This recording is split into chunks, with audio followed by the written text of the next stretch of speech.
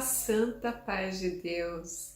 Seja muito bem-vinda, minha querida irmã, meu irmão, que todos os dias estão aqui acompanhando junto comigo a leitura diária da Bíblia, todos os dias estudando e meditando na Palavra de Deus.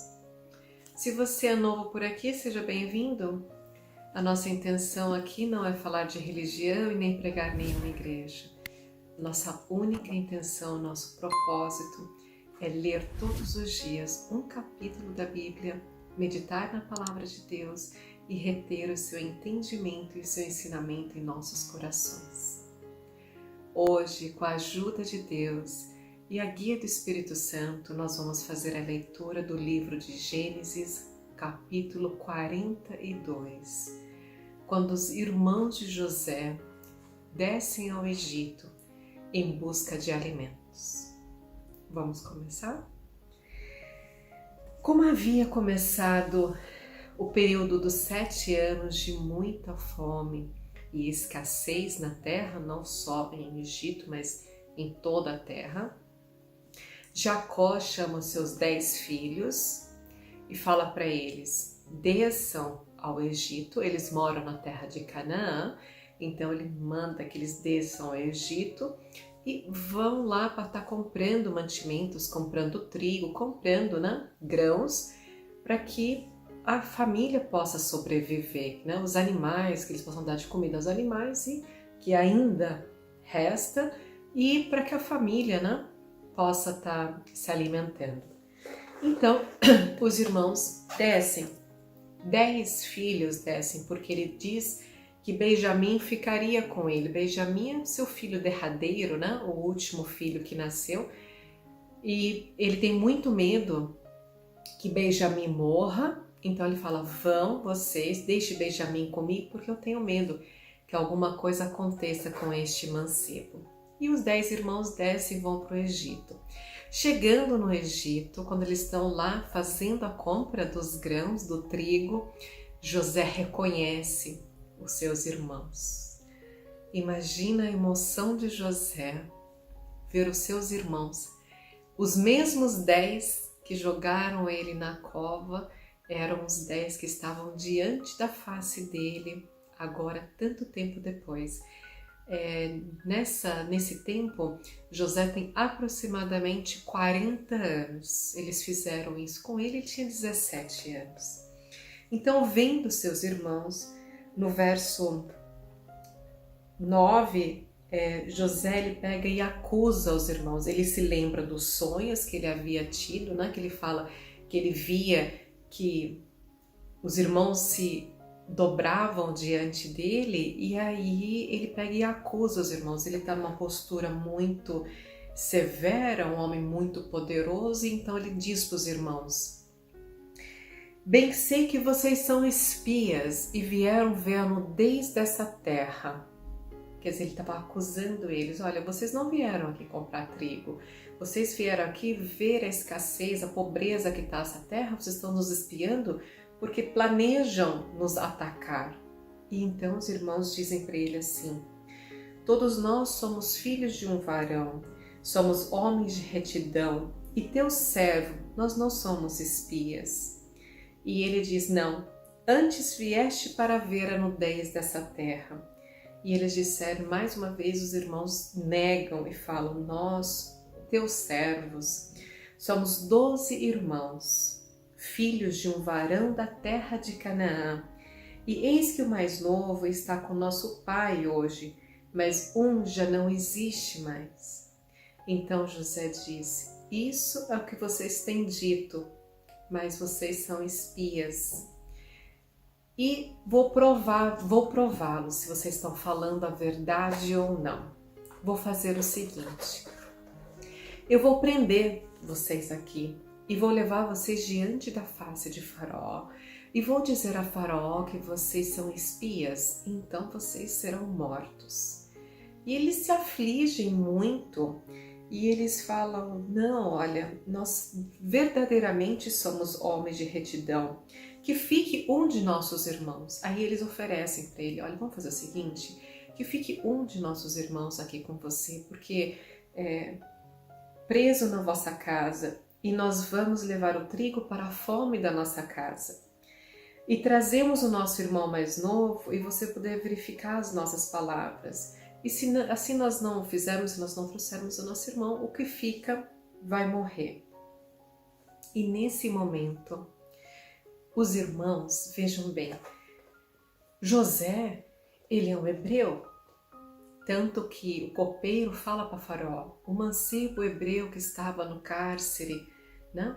E aí os hebreus, diante dos egípcios, eles eram um povo discriminado, tanto que eles não comiam na mesma mesa, não dividiam o mesmo pão. Mais para frente nós vamos estar vendo isso acontecer, né? Eles eram desprezados pelos egípcios porque eles achavam que eles eram menores do que os egípcios, né? Os egípcios eram poderosos demais. E não se falava a mesma língua. Em Canaã, né, o descendente de Jacó eram hebreus, eles falavam a língua hebraica.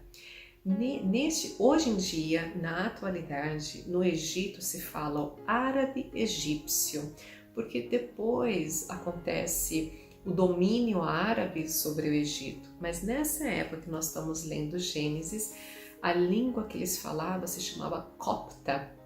Hoje em dia é uma língua litúrgica, uma língua já pouco conhecida, não é mais falada.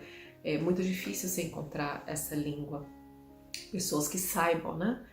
Ler, escrever e falar essa língua. Por isso que ela é uma língua litúrgica, uma língua de, hoje em dia, quem estuda, né, a liturgia, que vai estar aprendendo a respeito dessa língua. Caso contrário, não se fala mais, né? Um dialeto que caiu no esquecimento. Então, naquele momento, naquela ocasião, existia um intérprete. José falava egípcio, copta, e o intérprete traduzia para o hebraico. E nunca na cabeça daqueles 10 homens, os 10 irmãos de José, passou pela cabeça deles que aquele senhor, aquele governador do Egito, que vestia linho fino e cheio de ouro e um poder absoluto no Egito, fosse José, aquele menino de 17 anos que jogava na cova, né, que eles jogaram. Então, no verso 21, eles falam assim: então disseram uns aos outros, na verdade, somos culpados acerca de nosso irmão, pois vimos a angústia da sua alma quando nos rogava. Nós, porém, não o ouvimos, e por isso vem sobre nós esta angústia. E Rúben, que é o irmão mais velho, é o primogênito de Jacó, respondeu dizendo: não vos dizia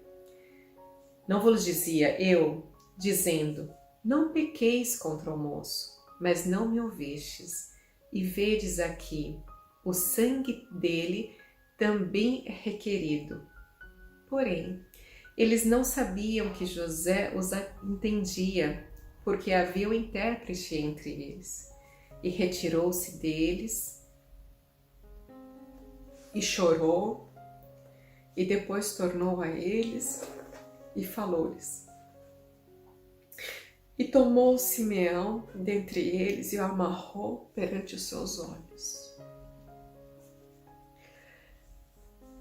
Ele estava vendo os irmãos falarem que tudo aquilo que estava acontecendo com eles, a falta da comida na terra, aquela angústia que eles estavam sendo acusados de serem espiões, a angústia de ter que deixar o irmão preso, isso tudo, eles se lembraram de José e falaram: tá vendo? Aqui nós pecamos contra nosso irmão e agora Deus está requerendo o sangue dele.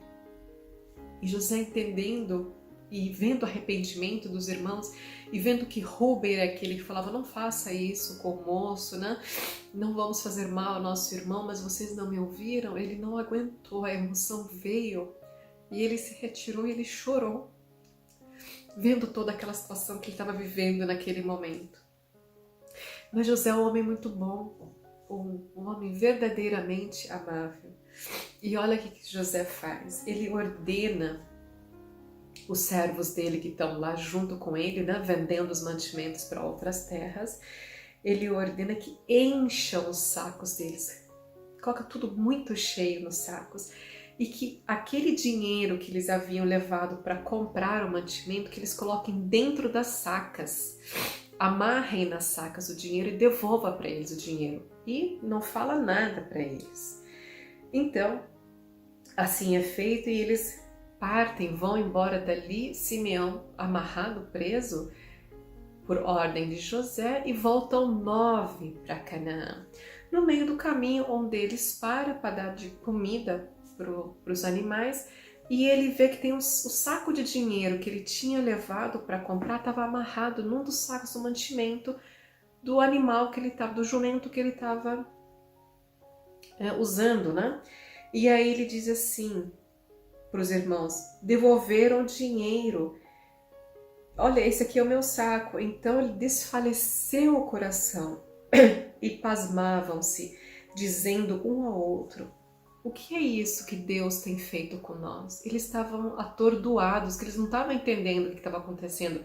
Eles descem da terra de Canaã por causa da fome para comprar comida. Lá eles são acusados de serem espiões. Lá um dos irmãos é preso. Ao retornarem, um dos dinheiros, né, do pagamento está lá nas sacas. Eles estão muito confusos, eles não estão entendendo o que está acontecendo.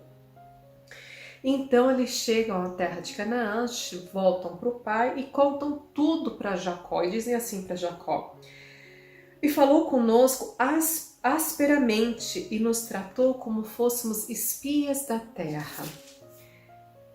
E disseram que ele disse que nós não somos homens de retidão, mas nós contamos para ele que nós somos 12 irmãos de um mesmo pai e que nós somos habitantes da terra de Canaã.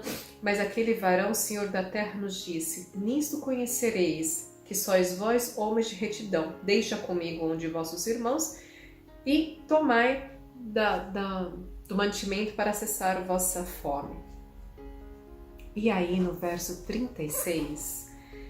Jacó, o pai, lhes diz assim: tendes-me desfilhado José, que já não existe, e Simeão não está aqui. Agora levareis a Benjamim? Todas essas coisas vieram sobre mim. Jacó, ele está tomado por uma tristeza e uma angústia tão grande que ele fala: o que está acontecendo? O meu filho José, meu filho amado, já não existe. O meu filho Simeão está preso lá na terra dos egípcios. E agora vocês estão querendo levar o meu menino, o meu caçula, Benjamim? Nesse momento, Rúben, seu filho mais velho, diz: mata meus 2 filhos, se não tornar a trazê-lo e entregá-lo nas tuas mãos. E ele diz para ele: não, Benjamim não descerá. Não descerá o meu filho convosco, porquanto seu irmão é morto, e é só ele que me ficou. E sucede, se acontecer algum desastre com ele no caminho, farei descer a minha cãs com tristeza à sepultura. Jacó não aceita que eles voltem e levem Benjamim para poder resgatar Simeão. Ele fala: não, eu não tenho José. E se alguma coisa acontecer a Benjamim, algum desastre acontecer no meio do caminho, com toda a amargura de alma, ele desce à sepultura. Então ele fala: não vão levar meu filho, o meu filho fica. Nesse período, Simeão está preso na terra do Egito. Essa foi a leitura do capítulo 42. Louvado seja Deus, amém, né? Glórias a Deus. Queridos, eu me segurei para não chorar, eu sou muito emotiva e eu já comentei com vocês que de todo o Velho Testamento, a história que eu mais gosto, que eu mais me identifico é a história de José, uma história lindíssima, uma história riquíssima demais. E para nós fica a lição que quando nós cometemos erros, quando nós cometemos pecados, o Senhor sempre vai nos fazer lembrar o nosso erro. Por isso que nós temos que andar em retidão. E quando pedir perdão de sincero coração. E não só pedir o perdão, mas como pedir o perdão e principalmente não cometer novamente o erro, né? E nesse caso, eles estavam tão atormentados, os irmãos, que eles sentiram que naquele momento o sangue de José estava sendo requerido, o sangue de José estava sendo clamado. Na verdade não era isso, porque José estava vivo, né? José não estava morto, mas e a culpa da cabeça deles? E aquela tormento que existia dentro da alma deles, por eles terem maldado, por eles terem armado contra a vida do irmão. E Rubem fala para eles: eu disse para vocês não colocarem a mão no menino, né? Não colocarem a mão no moço. Que nós, se tivermos algum erro que atormente muito a nossa alma, que nós tenhamos humildade, que a gente possa colocar diante de Deus, de coração sincero, pedir perdão, e quando perdoar, que a gente se perdoe, porque muitas vezes a gente perdoa as outras pessoas, mas o se perdoar, o se dar o perdão é uma coisa muito difícil, porque a nossa memória, a nossa mente o tempo todo nos lembra, né? Qualquer coisa que acontece, vem a nós aquela culpa daquele pecado que nós cometemos, assim como aconteceu com os irmãos de José. Eles carregavam aquela culpa dentro deles, né? O tempo todo aquela culpa dentro deles. Então que nós possamos perdoar e, acima de tudo, nos perdoar de nossos pecados também, porque o Senhor é misericordioso, o Senhor nos perdoa, mas nós precisamos nos dar o perdão, com certeza. Amém? Vamos fazer a nossa oração?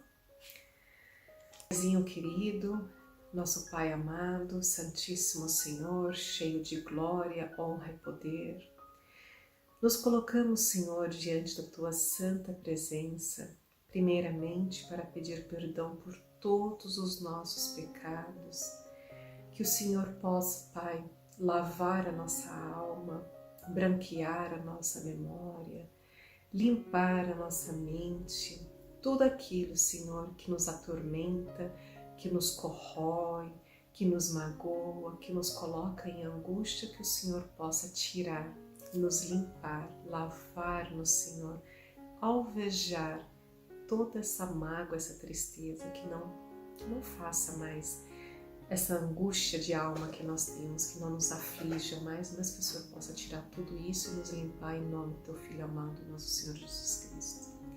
Te pedimos também, Senhor, que aumente a nossa fé, acrescente em nós, Senhor, o desejo de Te servir verdadeiramente, de alma, de coração, que possamos andar em retidão e em luz diante de Teus olhos.